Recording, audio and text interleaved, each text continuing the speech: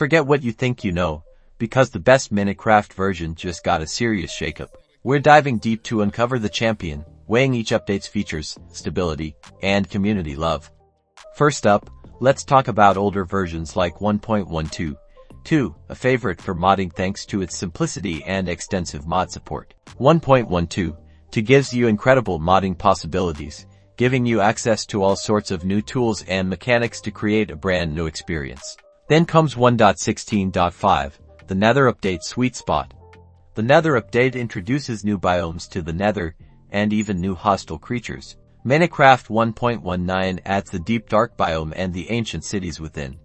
Be careful, the warden lurks in the deep dark. And finally, we have 1.20, Minecraft's most recent major update. This adds many new features, such as archaeology and cherry blossom biomes. So, which reigns supreme? It honestly depends on what you value.